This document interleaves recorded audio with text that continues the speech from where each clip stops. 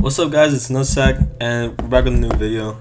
Today we're just gonna be talking about some MMA news that dropped today. Today was like a pretty big day for MMA news. So basically, we're just gonna be going over some of it. So the Sphere card was announced today, and I'm not gonna lie, it was low key kind of underwhelming.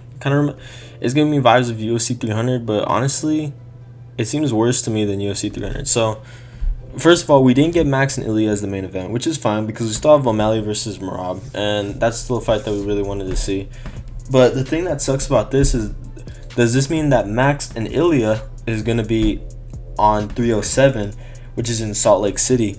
And Salt Lake City ruins cards because it's at altitude, and most fighters gas out. And I know Max Holloway and Ilya have good gas tanks, but honestly, like, with the fight like this, like a fight that's so hyped up and that everyone wants to see, you're really gonna ruin it by, making it at altitude, and that's what sucks about it. No fighter in Salt Lake City is at their best, and they're basically just ruining a fight. So what I would have done if I was Dana White, I would have put Max and Ilya on Noche UFC, and then made Merab versus O'Malley a co-main, and then. Not to mention this is okay. Like, I knew we were gonna get Alexi Grasso on the card, even though she's fighting the same bitch for like the third time in a row. I'm not a big fan of WMMA fights, but it is what it is. And I knew Alexi Grasso was gonna be on the card, and I fuck with Alexi Grasso because she's Mexican and I am Mexican too. So it is what it is. But then we got this it's cool to see this, but who was really hyped up for it in the first place? Okay, I'm not gonna say that. We were hyped up for it in the first place, but that's it. And then after that we got this and then this, and these are on the main card. We deadass got, Dana White was hyping this shit up like it was gonna be the next UFC 300, bro. He was saying this is gonna be a once in a lifetime card. He literally had to go to Saudi Arabia or Abu Dhabi, whatever the fuck those guys, the Arabs, those oil guys who just have unlimited money. He had to go to those guys and borrow money from them in order to put this card together, and they sponsored it, and he spent millions and millions of dollars into this card just to pull out this shit, Ronaldo Rodriguez versus Odie Osborne, Daniel Zellhuber versus Esteban Ribovic. They're good fights, but these are prelim fights, bro. These are not main card worthy fights. And if you're hyping this up to be the next fucking UFC 300, then you shouldn't make these on the main card. You know what I'm saying? That pisses me off. And then also, what do you call it? Anthony Hernandez and Michelle Pereira, which is one of the better fights on the card. They moved it. They took it off the card in order to make it a an unrelated fight night main event. So now we get a fight night with that main event, and that banger ass fight was taken off this card, which sucks now. Dead ass. We got unranked flyweights on the main card, bro. Of a once in a generation card. Unranked flyweights. This is fucking unbelievable, bro. I was so excited to see this fight as well, and it got taken off of there. And now we just have women's fights. Yeah, let's look at this fuck. Let's look at the card. Oh my god.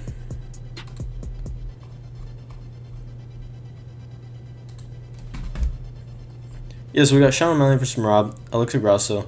Oh my god, Raul Rosas. I'm so fucking excited to see Irene Aldana and Norma Dumont on the fucking main card of so-called the biggest card in fucking history.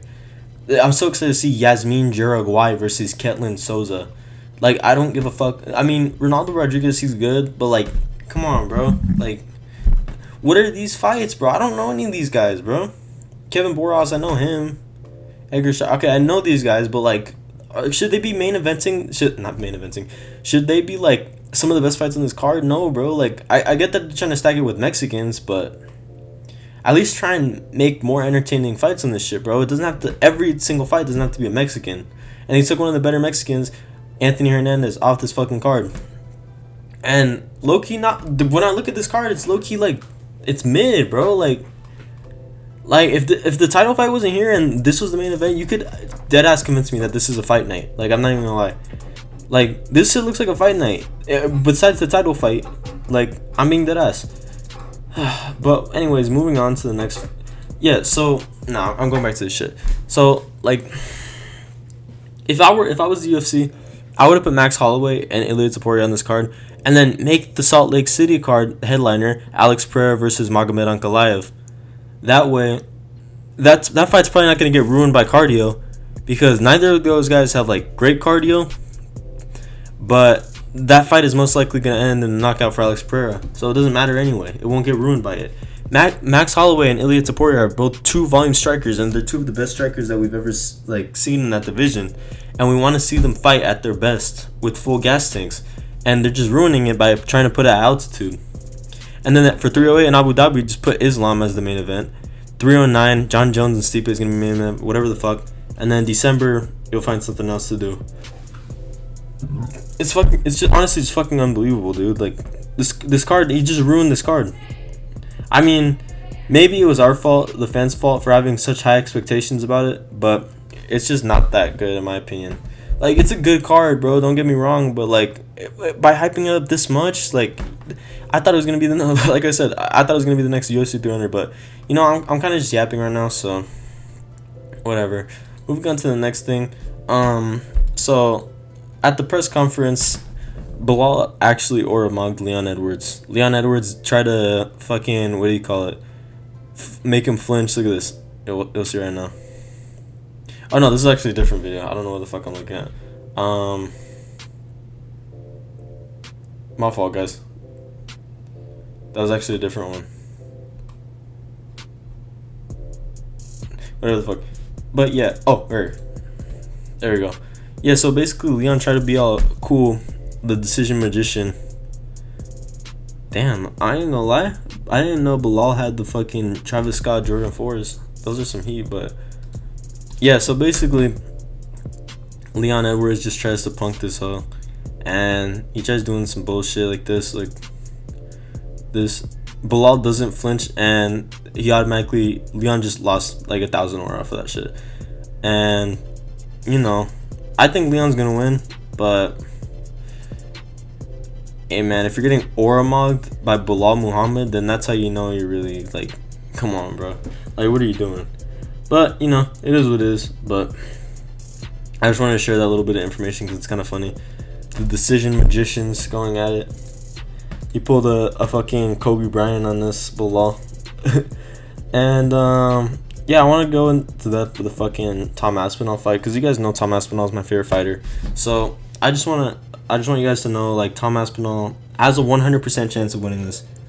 Yeah, I'm gonna say a 99% chance of winning this, and the 1% is either an injury or a fluke KO. And I'm not discrediting Curtis Blades at all, but I promise you guys that Tom Aspinall is 10 times better than every single heavyweight in the division, besides maybe John Jones. But I think Tom Aspinall beats John Jones too. I mean, even John Jones thinks so, because you know he doesn't even want to fight Tom. And also at the I believe in the press conference, here, let's go to this picture. In the press conference itself, they asked Dana White if the winner of this fight would be fighting the winner of John Jones versus Stipe, and and Dana White said absolutely. And I just think that's some of the biggest bullshit I've ever heard. Like, John Jones does not want to fight Tom Aspinall. He does not want the smoke whatsoever. And you know, and Dana White's only saying that because he knows that John Jones is gonna retire after the Stipe fight, and Stipe is gonna retire as well. So honestly, it doesn't even matter, because John Jones is gonna retire after that. Unless he does stick around, I would love to see that fight. You know, I would love to see it happen. I'd love to see John Jones get his ass whooped, but hey man, it is what it is. You know, Dana White privilege, whatever the fuck. John Jones has some dirt on him. There's nobody like John Jones. But yeah, man.